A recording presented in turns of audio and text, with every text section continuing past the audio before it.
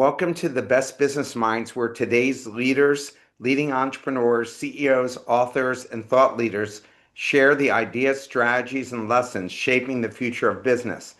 I'm your host, Marc Kramer, serial entrepreneur, consultant to family businesses and entrepreneurs, and senior lecturer of entrepreneurship at Vinh University in Hanoi, Vietnam. Today's guest is Brad Englert, Mhm. author of the book Sphere of Influence: How to Create and Nurture Business Relationships. Brad, welcome. So good to have you and really enjoyed your book. Oh, thanks for inviting me. So, Brad, before we get into the book, why don't you give us your professional background about how you got to where you're at right now?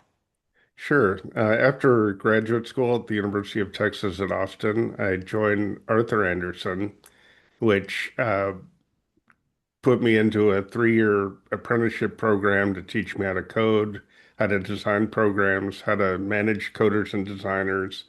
And I was with the firm, became Anderson Consulting, and then it went public as Accenture.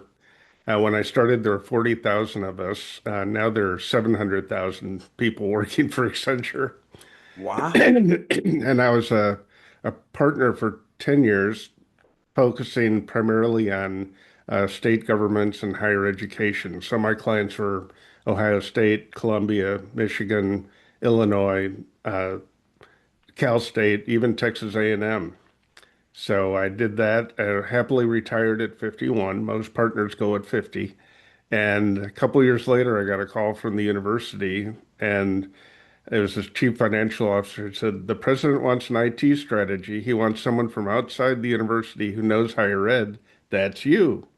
And so hour a week pro bono. So they're too cheap to pay for my parking or my dry cleaning because that's higher ed, you know? And it was an hour a week in October. By March, I was half-time. By June, I was full-time. And I served for 8 years, seven as the chief information officer. And that's a huge responsibility for a school the size of University Yeah. of Texas. 54,000 students, 4,000 faculty, and 21,000 staff. What an excellent experience you had. So let's talk about why did you even write this book? Well, the firm has a culture that's built around mentoring, coaching, and training. And so it's just part of the DNA of the firm. As at all levels in my career, I had a mentor, and as a partner, I was expected to be a mentor.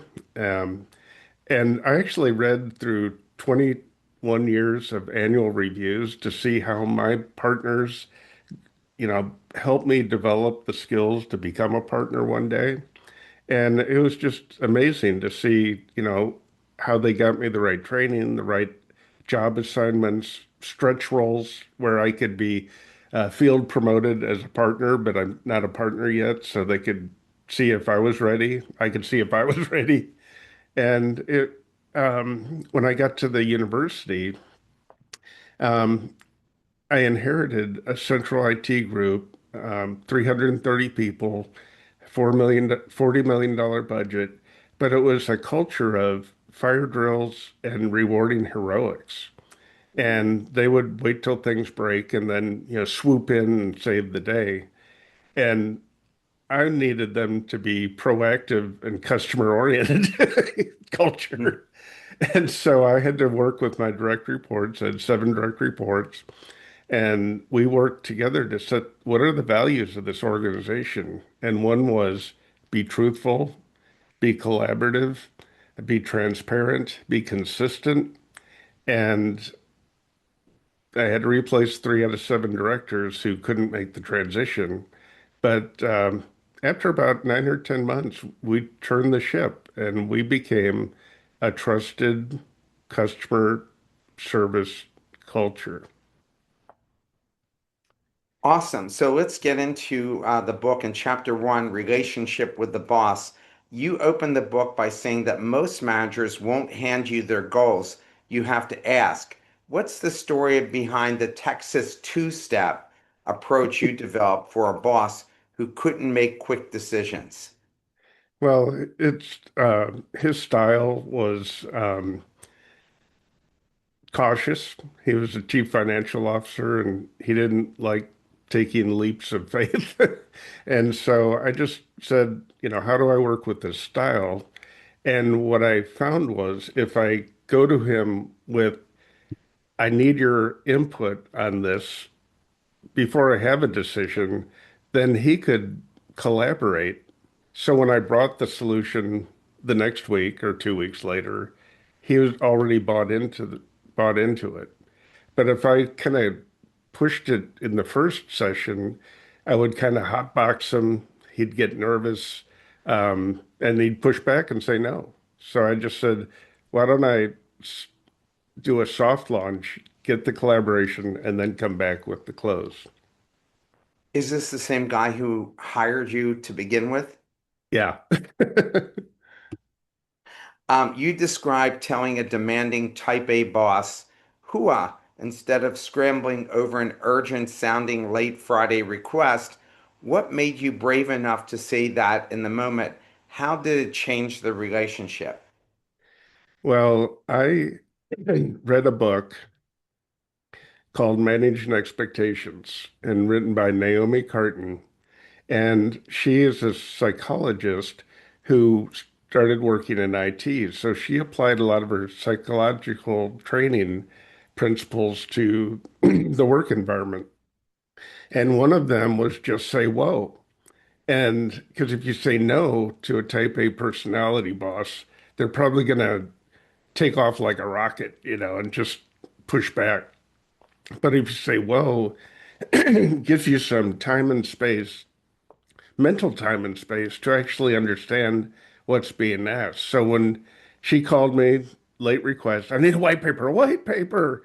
And I said, uh, whoa, I was nervous, but I said, I might as well try it. So I said, whoa, when do you need this white paper? Oh, let me check my calendar. I need it in 2 weeks. Oh, how many pages should this white paper be? 3 pages. I was thinking 10. Do you have an example of a white paper that I could use? Oh, yeah, yeah. Ask David, IBM, 10 years ago, get that white paper. Well, guess what? I went home. And before I learned to say whoa, I would have called my wife, canceled dinner, stayed up all night or all weekend, and on Monday delivered a 10-page paper that wouldn't meet her expectations. So just by stopping to really understand what's needed, allowed us to align our expectations. And it's always a good thing to do. I think you're right that a lot of people, can you imagine telling Elon Musk, wait a minute, what exactly do you need it? When do you need it? And lots of people, my daughter worked for a guy who took a company from nothing to a public company, and he would call New Year's Eve and ask for something the next day. Yeah, yeah, And she had to learn what you said, which was, wait a minute, yeah, when exactly do you need and when do you need it by that you're calling me at this particular time? yeah. When I became the CIO, the leader, I would model the behavior I wanted to see from my staff. So I would go on vacation every year. I would go to the doctor. I would go to training. I would go to the school play, because what I could offer was a balanced lifestyle in higher ed. I didn't expect my people to work 60 hours a week. You could if you wanted to, but I was compete. I'm in Austin, Texas. All the major multinational tech firms are here, from Meta to Google. I can't compete on salary, but what I can compete on is a healthier lifestyle and a and Quality a of and a life. great mission. Yeah, quality of life means a lot, especially the younger generations. Hmm. And if they've seen their kids work, like my daughter, I was featured on NPR once, and they interviewed my daughter when she was in college. She said, "You're gonna be a serial entrepreneur like your dad?" And she goes, "No way." She said, "There's no quality of life."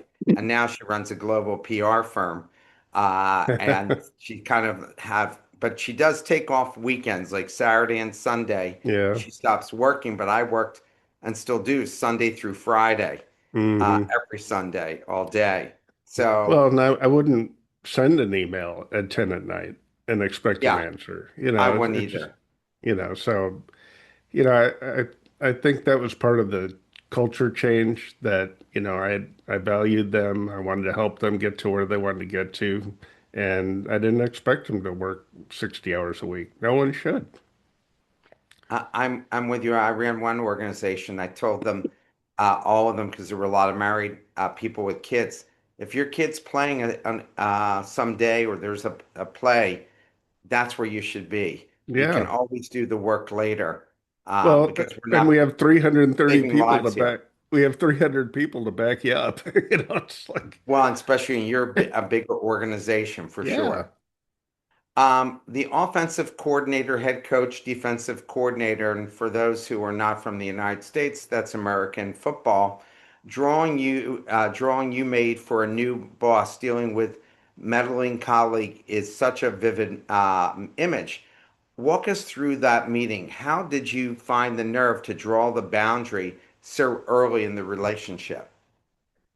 Well, it became evident early on, probably in the first 90 days, that I would get emails from the boss that were clearly written by this other guy because the boss would always be on his mobile phone, never send a subject line, and they'd be short, terse messages. But when I'd get one with a cloud of words, I knew it was this other guy writing them. And, I do run the computer systems, so I check his calendar. And sure enough, 2 minutes after they had their one-on-one, I would get this email from the boss, clearly written by him. Well, I was a partner with Accenture. He needs to trust me, So often you need to match what your boss can relate to. So he was a football fanatic. So I knew if I could use the coach analogy that he would get it. And so I drew on a piece of paper three heads with headphones on like this with coiled wires between all three. And I said, if you let him give orders through your headset to me, then you do not need me. And he was kind of shocked. And he said, "Oh, well, thanks for your frank feedback." And he stopped doing it. Good for you, and good that you had that experience of being a partner and confidence at Accenture, where some people might not have had that kind of confidence. Right, right. You had at least one boss who used tactics straight out of the 48 laws of power to keep people off balance and consolidate control. Looking back, what's your advice for someone currently working for a boss like that? And you also have to explain a little bit about the 48 laws of power. Sure. Which is a book, and there are all these techniques that people use to uh, amass power, and one of them is silence. So they'll be in a meeting, they'll never say anything, so you don't know where they stand. And so I had one boss who she just doodled in every meeting and never told us what she thought. And I finally got to the point where I just asked her, "What do you think?" Uh-huh. And then I had another boss who prided himself as being a chess master. He's always 5 moves ahead. And I said, "Well, if you told me and your other direct reports where you're headed, we could help you get there." He refused to do that. So what I tried to do is find peers of mine who might be able to help me. But at the end of the day, I had to leave that situation because I couldn't work where someone was not communicating.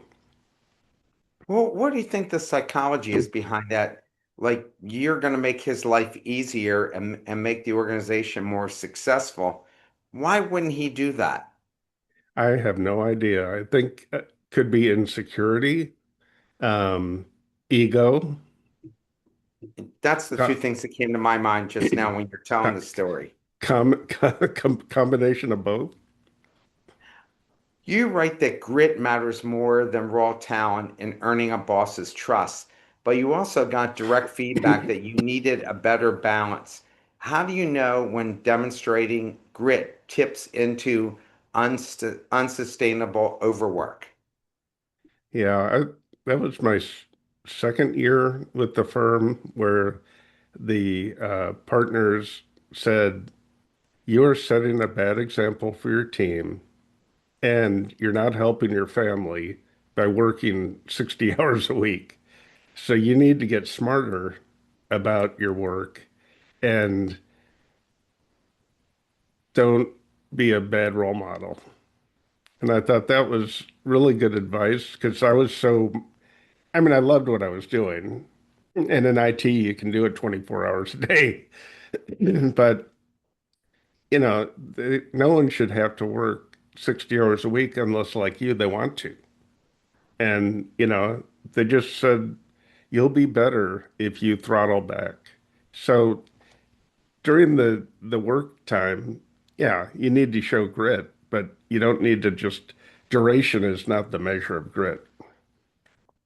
I think as an entrepreneur, you always can see one more thing, one more thing. Yeah, The idea is not to burn out your own people. So I never expected my people to work those kind of hours, but I couldn't help myself because I yeah, wanted to get there so fast. right. So I think that's one thing a leader has to do is realize that unless your people are are driven themselves to become their own boss at some point, Hmm. you can't really expect that, and it's Yeah. too much. And then you lose people that you made a big investment in, and now you've wasted that investment, right? Oh, yeah. Very And expensive. I'm sorry, go ahead. It's very expensive to way to do business. In chapter two, relationships with executive leaders, the chancellor who demanded no fluffy consultants report sounds like a defining client relationship. What did that project charter process teach you about winning trust with a skeptical PhD holding executive? Well, the project charter is a tool that on one page you define the scope, the budget, staffing, and timeline using simple words that an executive can understand.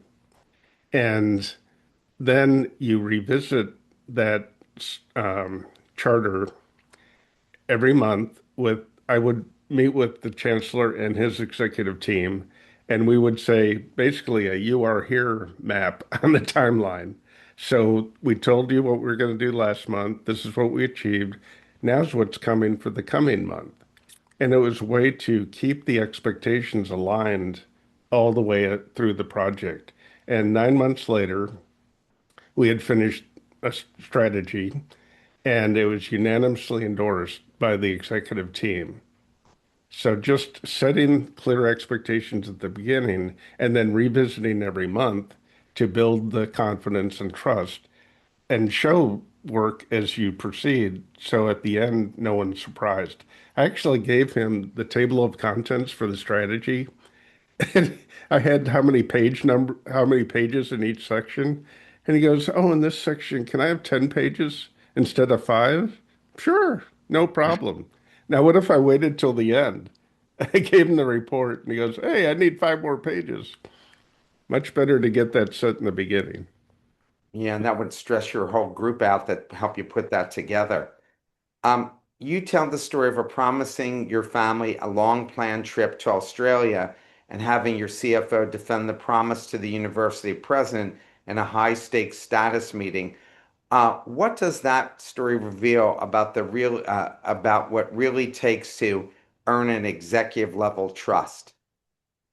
So this was actually a client situation, a large research fund university, and they had asked me in October to come help them with this major transformational project.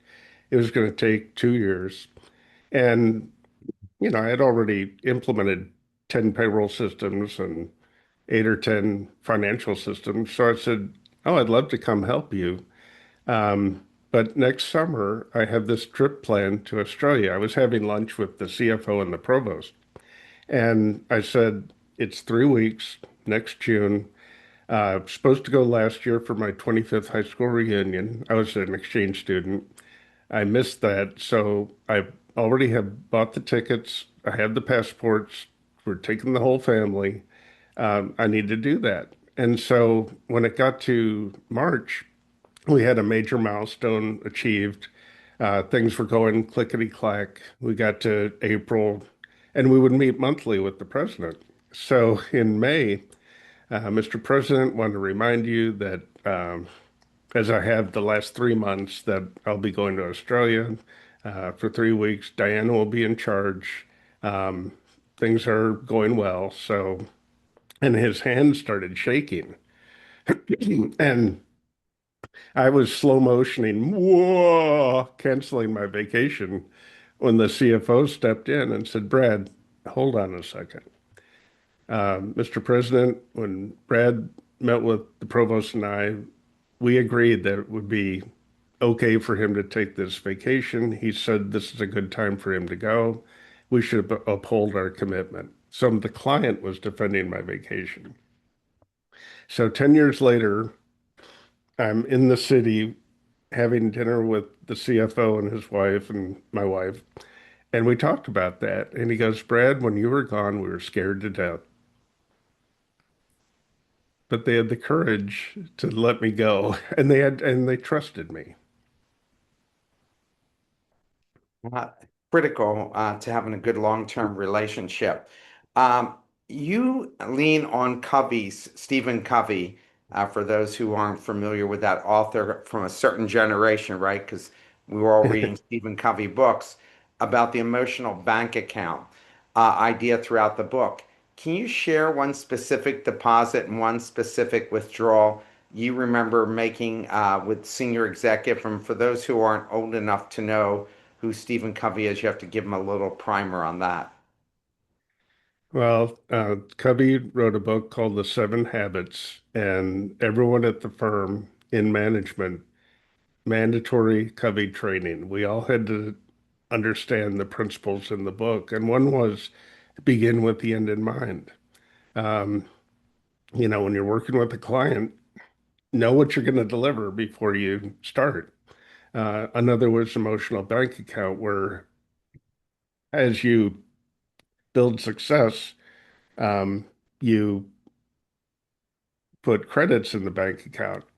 And aren't, if you miss a deadline or go over budget, then you take a deficit uh, deduction of your emotional bank account.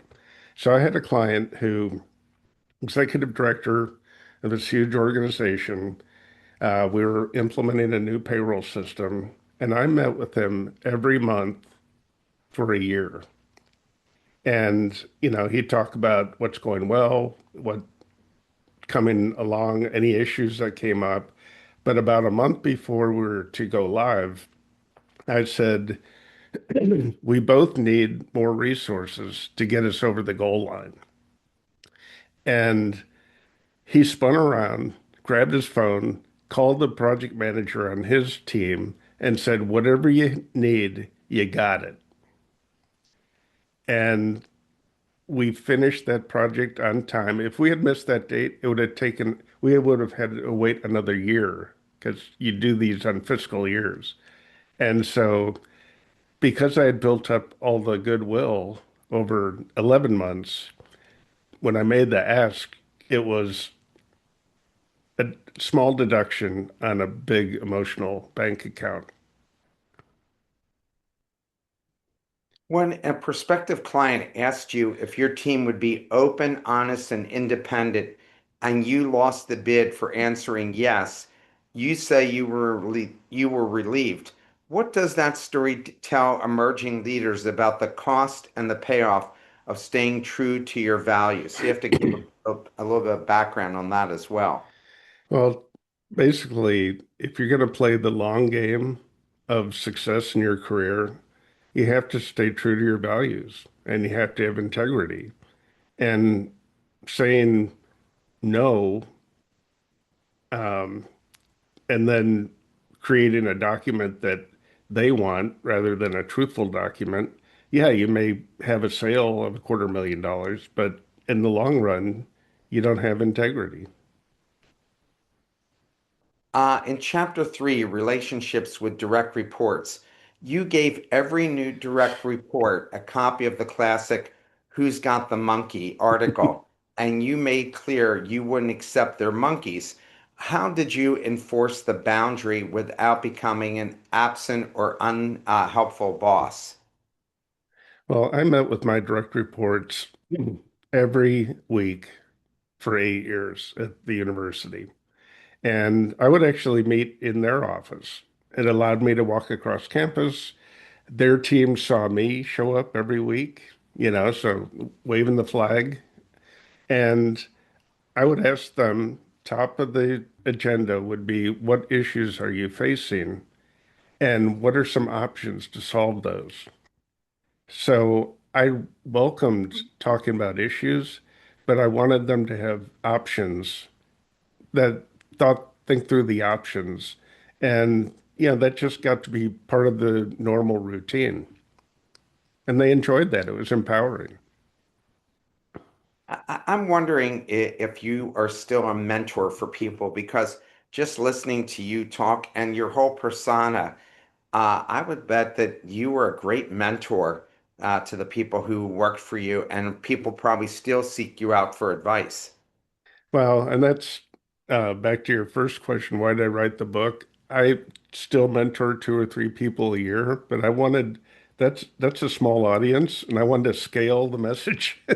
And that's why I wrote the book and why I'm doing podcasts, to help people who are early or mid-career navigate the change. But it's fun. I mean, because I thought as I read this book that my students should all be reading this book, all the business students, actually any of the majors, even the medical school students I teach, because I teach the one class at the university, Agile Innovation Entrepreneurship, that every freshman has to take Wow. at Vin University. I So have a everybody has to. workshop that I do.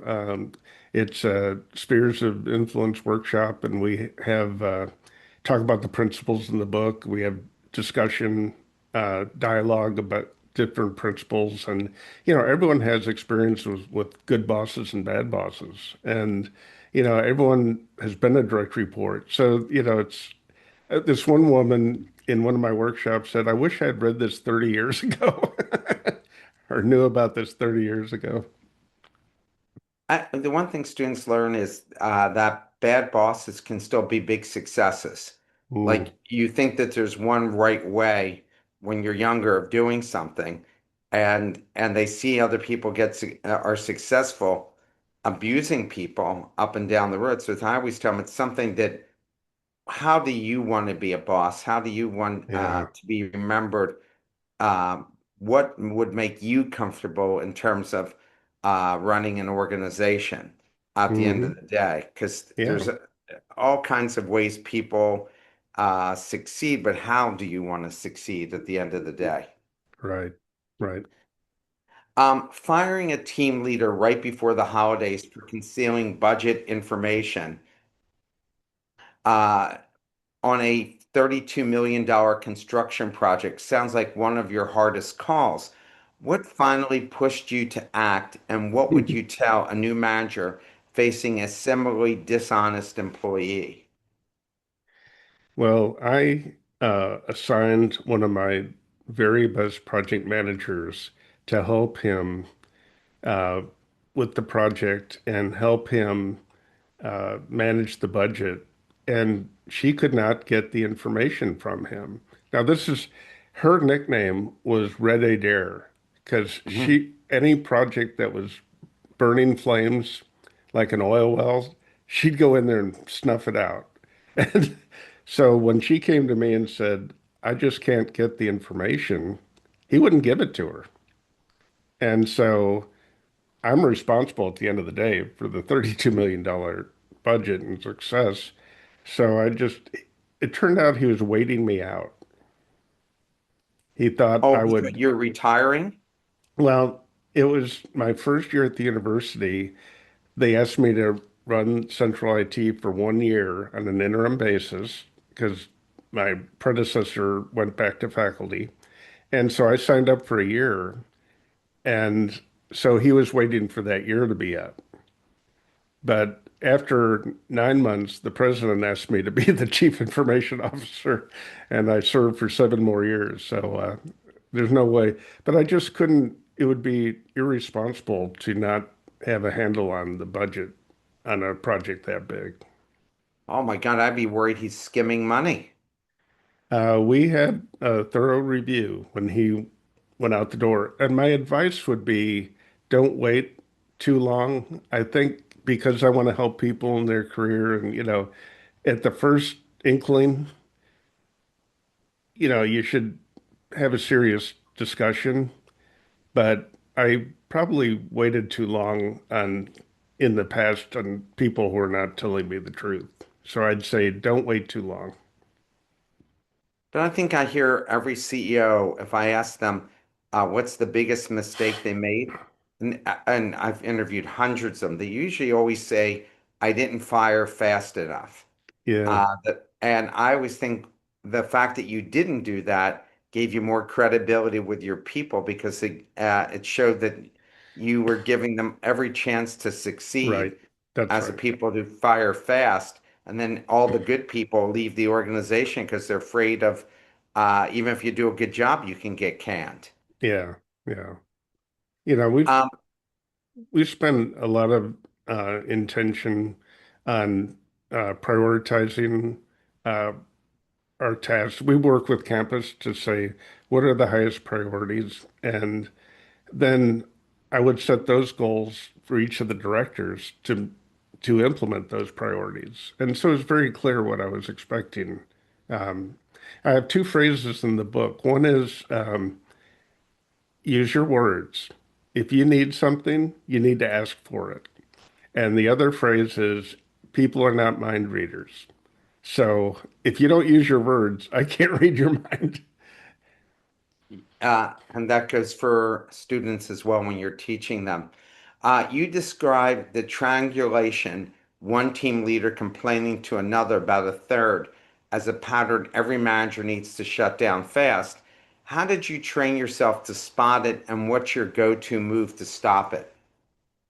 So one of my favorite clients was the chief of staff at a Research One university, chief of staff of the for this chief financial officer. And I brought a problem to her where I had these three people where two people were talking to each other about the third person. So she taught me about triangulation. She says, "Oh, Brad, that happens all the time in higher ed.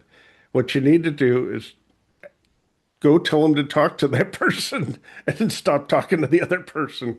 So when my staff would come to me at the university and want me to intervene on their behalf to someone else, my first question would be, well, what did they say when you talked to them? And when a silence came, they learned that they need to talk to them first before coming to me. Your liaison program had every team leader build relationships with peers and customers outside their own group. What surprised you the most about the ripple effects of the program over time? Well, I think the most fulfilling was it built trust across campus and collaboration. I mean, IT is hard, and so we need all the best thinking on problems. Um, there's a woman who worked for me, and she read the manuscript, said, "Brad, my story's not in there." I said, "What story?" "When you ordered me to go meet with the director who hated us." I said, Uh, "Oh yeah, that story." uh, So, so I had her go meet with the director who hated us, and she met with the director once a month, like clockwork. And as the director saw us get more customer oriented, more transparent, more collaborative versus that old heroics and fire drill culture, over a year, she became an advocate for us. And that happened time and time again. Just open those lines of communication to build trust and ask for advice. In chapter 4, relationships with all of your staff, the War of Water story on an 8-year standoff over $700 a month clean drinking water in an old building is both funny and telling. What was that particular fight worth waging for so long? And you have to give it some background. So this building that my staff worked in was built in 1932, and I'm sure the pipes are lead. Um, the water was not really clear. So, from more of a health issue, um, we bought water for the team. Uh, in that same building was a team that worked for the chief financial officer, and they made the people buy the water. So they had a water club, and you couldn't drink water unless you put a buck in the bucket once a month, or how I don't even know how much it was, but it was like they were so cheap and that they wouldn't fund the water, which was to me was a health issue. So I think the reason I fought it for 8 years was because it was demonstrating that I cared. I gave a damn, and I was willing to push back.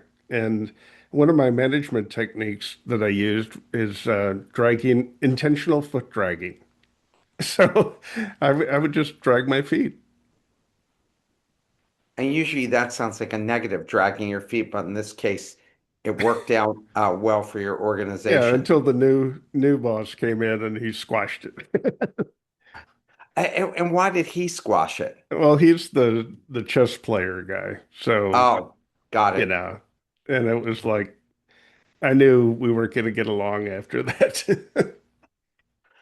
You inherited an organization where, in your words, senior management thought customers did not deserve communication, which just makes no sense to me whatsoever. What did those first few months of turning that culture around actually look like day to day? And can you tell us what industry were you in that was the case? Well, it was at the university, and it was the my predecessor um, was an imperial CIO. And there are kind of two types of CIOs in the world or leaders in the world. One is the imperial, I know everything. I've got the big ego. You come to me and supplicate.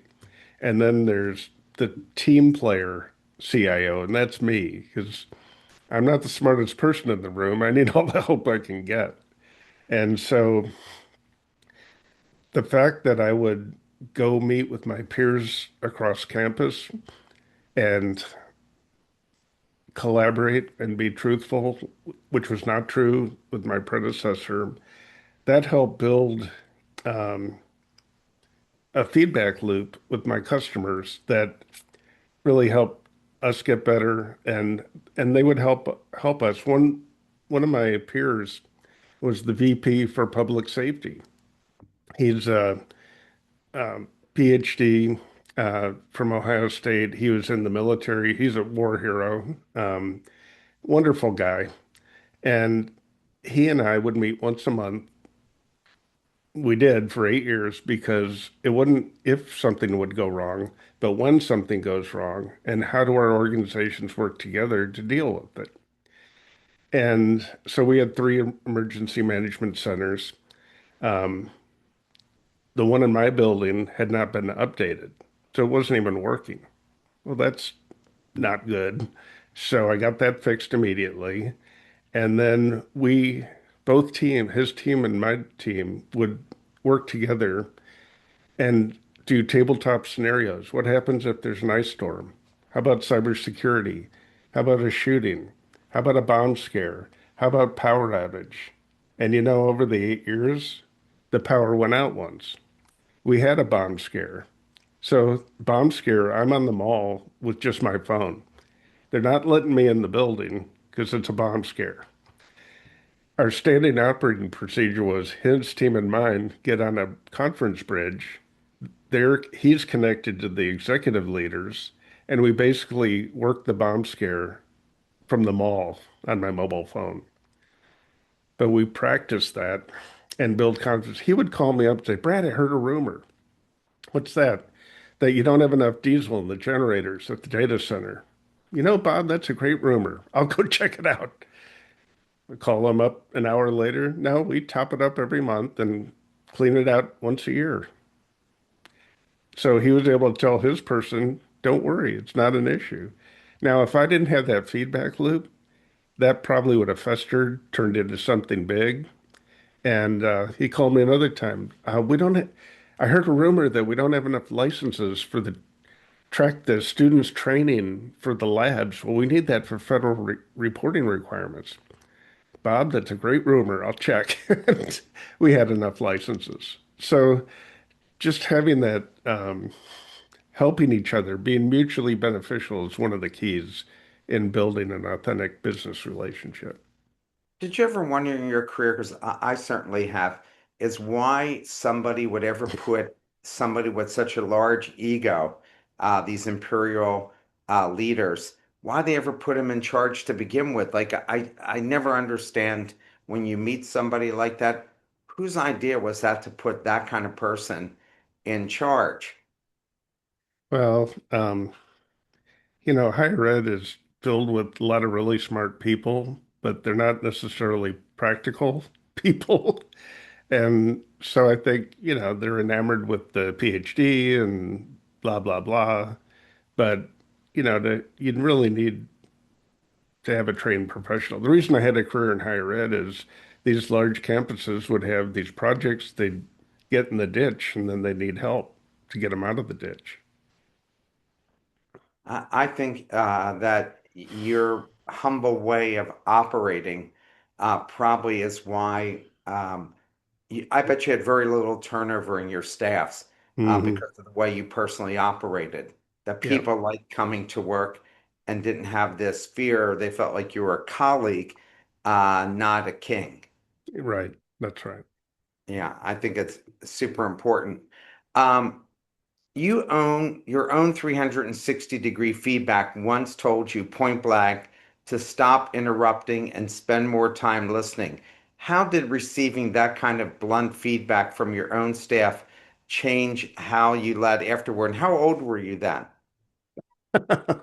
Let's see. I was still with the firm. Um, I was probably mid 30s. And what I learned was how to bite my tongue. Because, I love what I do. I want to jump in, I want to help. But I just learned to bite my tongue, to be quiet and listen. And I had this one woman who worked for me said, what you did with me is you slowed me down. I said, what do you mean? Well, I would, you know, see a problem and rush to the solution before really understanding what the problem was. And you would slow me down to make sure I understood what the problem was before coming up with options to solve it. I thought that was nice. Absolutely. When Ken, that's an example in the book, left for a flashier startup job and came back 2 chaotic weeks later, you welcomed him back without any I told you so. What guided that decision and how did it land with the rest of your team? So it was a network engineer left for a startup here in Austin. They offered him equity. They offered him free dry cleaning, food, etc. And, I wanted to meet with him because very skilled employee and I said, look, I don't say this to everybody who leaves, but if you don't like it, you're welcome. You can come back. And after the 2 weeks, he called and said, okay, the reason they feed me and do my dry cleaning is I never get to go home. I took the job to help my family, but now I don't see my family. Can I come back? And I said, of course you can. He's still there 15 years later. Uh, So, yeah. people see you helping them be successful, and that just builds on itself like a flywheel. Chapter 5, Relationships with Customers. You describe the rolling grenade, watching a client ignore your advice and just waiting for the inevitable blow up. Do you have a favorite or most painful example of watching that grenade finally go off? Yeah. So I was working for a large organization, uh, a financial system implementation, and the client team was on the third floor, and my team was on the 11th floor. And as we're testing the system, all the testers were on the third floor, and all my team was on the 11th floor. And I said to the boss, I said, if we work together, we will have better communication because this building had the slowest elevator on earth. It would take, you had to schedule 20 minutes to get an elevator ride from the third floor to the 11th floor. And and what they were doing is they'd see a problem and send an email, which basically took maybe a day to get a response back. And sometimes it was just a simple not understanding how things worked. Her staff, her staff finally blew the lid off. They were so frustrated and mad at us that, and she didn't want to move them. She didn't want to move them out of their office. So once the explosion happened, the frustration of her team, they moved us together. We worked side by side. So if someone went, we would just, what's going on? And resolve it right there. There's a memorable client who screamed at you over a 2-minute response time bug and later admitted we need to burn our fingers on the stove first. How do you personally stay calm with a customer like that in the moment? Well, I think um, the best thing to do is pause to think. She may be right. I don't know. It's like I'm not gonna I want to avoid the fight or flight because there may be something to it. So pause to think, and I just said, we'll look into it. And it turned out to be a switch that all we had to do is flip the switch, and it was sub-second response time. Problem solved. But I think pausing to really not to get into fight or flight is the best advice. I like this one. After an 18-month engagement so grueling that not one person on the client's team said goodbye, you told the department head, I'll never work for your agency again. Where's the line for you between demanding customer and one who you should walk away from? I would say that if it's not a mutually beneficial relationship, and if your people are being not treated fairly, then it's not worth it. And that's when you need to walk away. You described firing a customer over lunch and picking up the check yourself. What made you comfortable enough in that relationship to be that direct, and how did she take it? So I met with her once a month for at least a year or two. She asked my team to come help her with some IT support, but she had an employee who would kind of stick their beak in and gum it up and then blame us. So I'm we had our monthly lunch and I described the situation and she actually looked up and said, "You're firing me as a client, aren't you?" And I said, "Yes, I am." But I'm not, I'm going to buy your lunch and I'm not going to charge you for any services we provided over the last 90 days. And it was better for both of us. Wow, that's huge. In chapter 6, relationships with peers and influencers, you describe power mapping as the first step to understanding who really holds influence in an organization.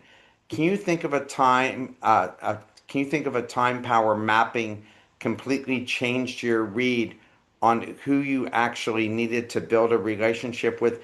And before I have you answer that question, this just went off in my head. When you fired that client, were you with Accenture then? No, I was with the university. Oh, okay. Did you, so you didn't need to get someone's approval to fire them? Right. Okay. All right. So back to you describe mapping as the first step to understanding who really holds influence in an organization. Can you think of a time power mapping completely changed your read on who actually needed to build a relationship with? Yeah, power mapping is a technique that I learned at Accenture. As you're working with clients, you start to learn it's not just the organization chart. You learn who may have influence that are not necessarily in the box on the org chart that you would expect it to be. So I was working with the client, large organization, and the chief of staff to the chief financial officer had been there for 25 years, trusted explicitly by the boss, her boss, and she had built a reputation of a trusted advisor across the organization.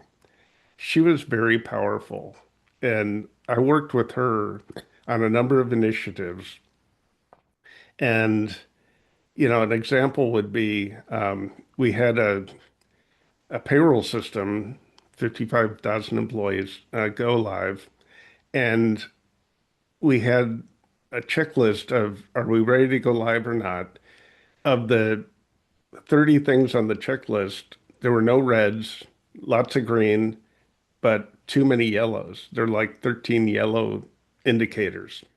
And so I sat with her and I said, I'm not, I think all these 13 together, it's too risky. And we should tell the CFO we need to postpone. And we had a fallback date already.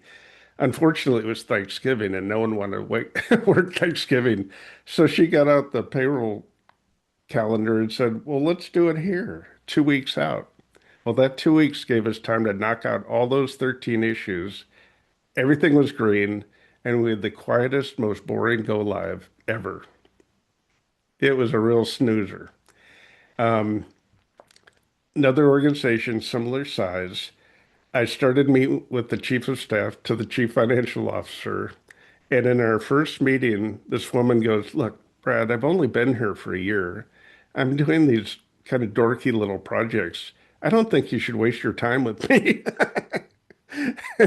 And I said, well, thanks. That saves me some time.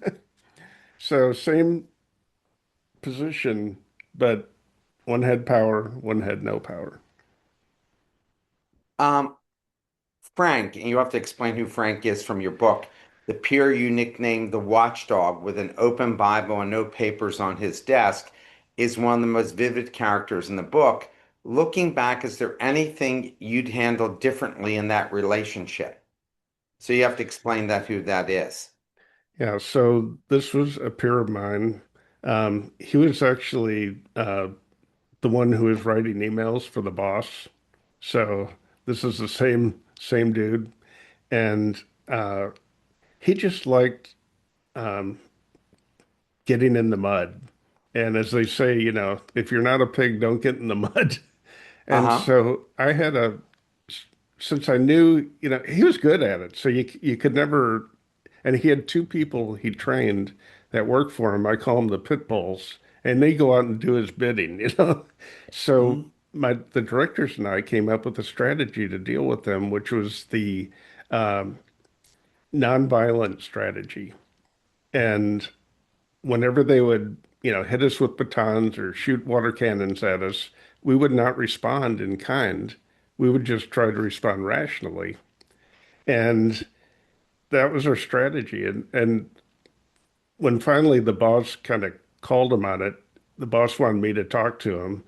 And he said, "Well, you do all this stuff too." And I said, "No, actually, Frank, we don't. We have a strategy for dealing with you, which is nonviolence." So, no, I don't do the same thing you do.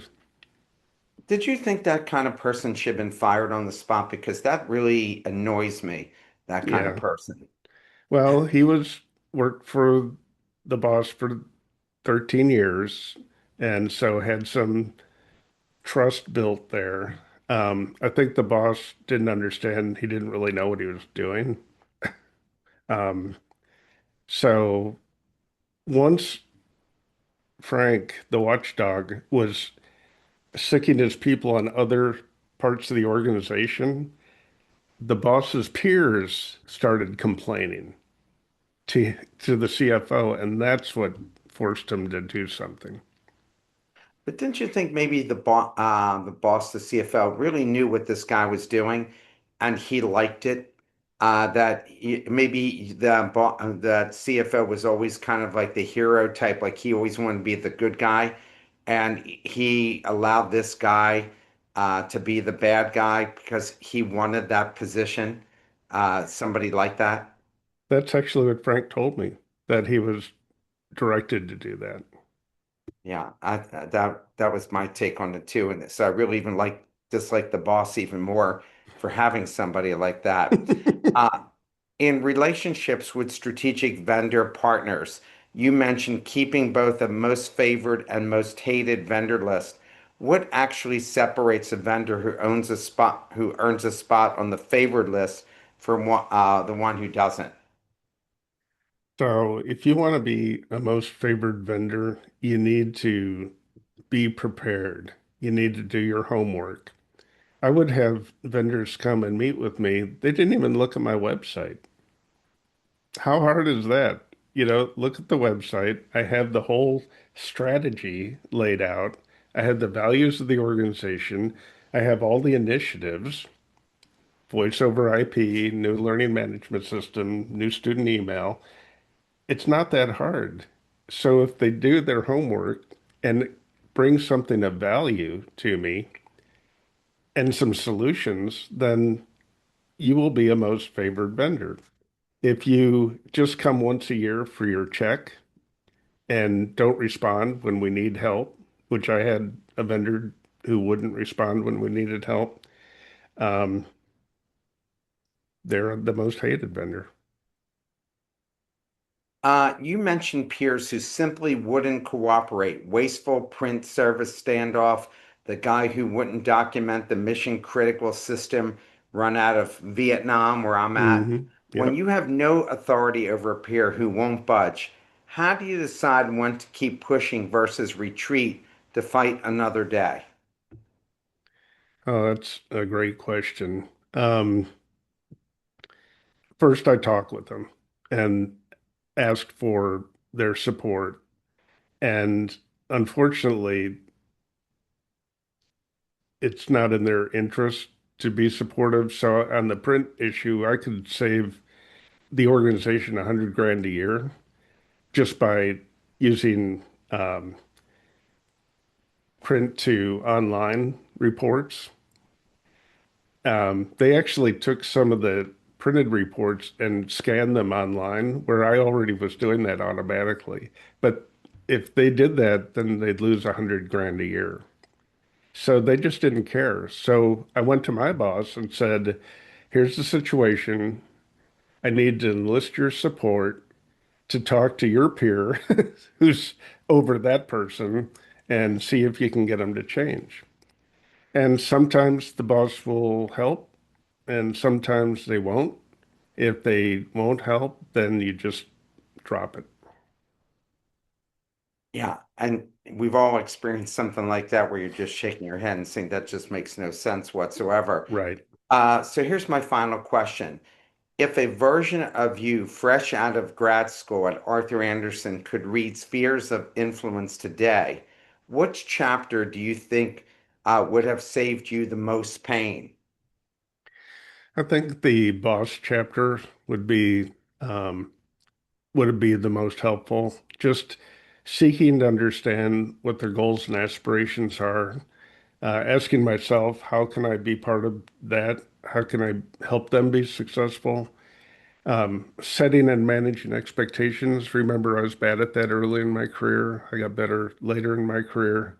And at the end of the day, genuinely caring about their success. I was very fortunate um, at the firm where I mean the management was top notch, world class. And so, but I think for me to be a better employee, a direct report, I could have learned a lot. The second one, although you said one chapter, would be customers.